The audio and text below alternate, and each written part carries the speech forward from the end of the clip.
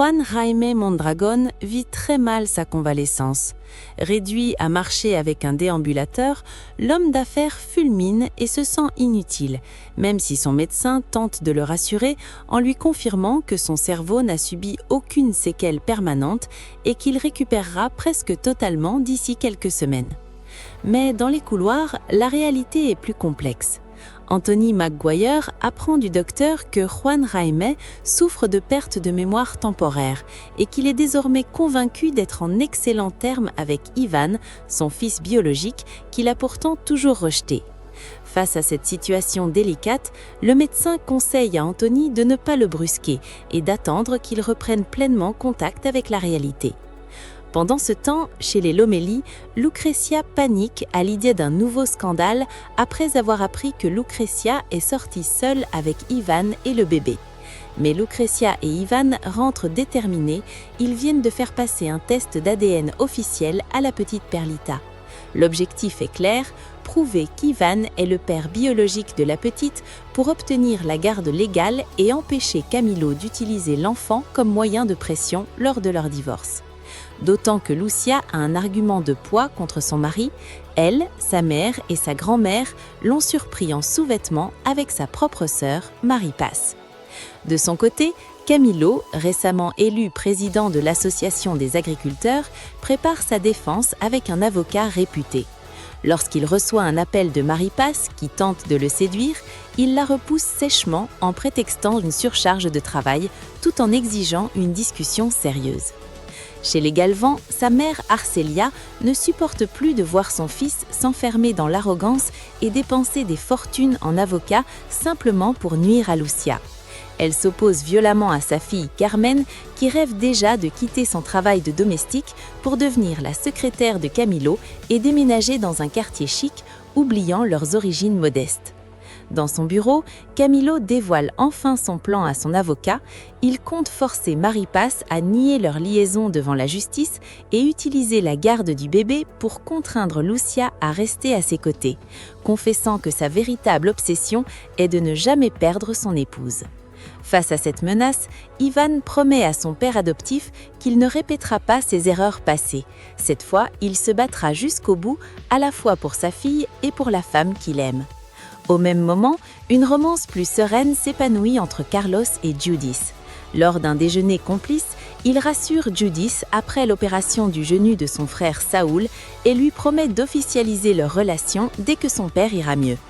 La nuit tombée, Ivan et Lucia partagent au téléphone un moment d'intimité douloureux, séparés par les épreuves mais unis par l'espoir d'une victoire judiciaire.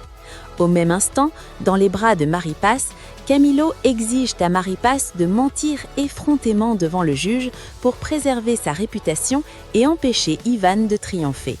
Marie Paz comprend bien l'obsession malsaine de son amant pour Lucia, mais accepte de jouer son jeu. Le lendemain, le ton monte entre les avocats, mais c'est dans le bureau du juge que tout va se jouer. Lors de l'audience de conciliation, Lucia reste inflexible. La jalousie maladive de Camilo et son adultère avec Marie Paz rendent toute réconciliation impossible. Malgré les supplications désespérées de Camilo, le juge entend les témoignages accablants de Carlotte, de Lucrecia et les faux-semblants de Marie Paz. Lors de l'audience finale, le juge rend son premier verdict, le divorce est officiellement accordé à Lucia pour cause d'infidélité. Mais alors que Lucia sourit enfin et que Camilo accuse le coup, le magistrat ouvre l'enveloppe contenant les résultats du test ADN pour statuer sur la paternité et la garde de Perlita. Le verdict tombe comme un coup de massue, le résultat est négatif, Ivan McGuire n'est pas le père biologique de l'enfant. La stupeur est totale dans la salle. Devant un Ivan sous le choc et une Lucia dévastée, Camilo est contraint d'avouer qu'elle était déjà enceinte au moment de leur mariage. Refusant cette absurdité, Ivan crie au complot ou à l'erreur de laboratoire et exige immédiatement un second test pour rétablir la vérité. Après le choc du tribunal annonçant qu'Ivan n'est pas le père biologique de Perlita, Lucia rentre chez elle complètement anéantie. En larmes, elle jure à Ivan qu'elle ne l'a jamais trompé, avant de courir dans sa chambre pour serrer son bébé contre elle, terrorisée à l'idée qu'on le lui enlève. Au salon, sa mère Lucrezia ne montre aucune pitié et demande directement à Ivan si Lucia a fauté avec un autre. Ivan défend fermement Lucia en parlant d'une erreur d'analyse, mais Lucrezia insiste. Pour éviter le scandale, il devrait s'effacer et laisser Lucia retourner avec Camillo. Écœuré par son cynisme, Ivan la traite de femme sans cœur avant de partir, tandis que Carlotte ordonne à Lucrezia de se taire. Dans sa chambre, Lucia confie sa détresse à sa grand-mère. Elle craint qu'Ivan ne commence à douter d'elle, même si elle n'a partagé sa vie qu'avec lui et avec Camillo après leur mariage, alors qu'elle était déjà enceinte. Pendant ce temps, chez les Maguire, l'avocat Zavaleta conseille à Ivan et Anthony que Lucia demande l'autorité parentale exclusive pour sécuriser la garde du bébé en attendant les résultats d'un second test ADN dans 10 jours. Mais quand Anthony demande discrètement à l'avocat si l'enfant pourrait être vraiment d'un autre homme, Ivan surprend la conversation et s'emporte violemment contre son père adoptif, refusant qu'on compare Lucia à sa sœur Marie-Paz. De son côté, Camillo consulte son avocat qui lui suggère une stratégie surprenante, proposer à Lucia d'oublier le divorce et d'élever la fillette ensemble, sans jamais poser de questions sur le véritable père. Bien que blessé, Camillo admet qu'il est toujours follement amoureux d'elle. Peu après, Ivan retrouve Lucia dans le jardin pour la rassurer sur son soutien indéfectible et lui passe l'avocat au téléphone pour qu'elle réclame officiellement la garde exclusive de son enfant. Plus tard, lors d'un verre entre frères, Antolin met sévèrement Camillo en garde. S'il continue de coucher avec Marie-Paz, il finira par se détruire.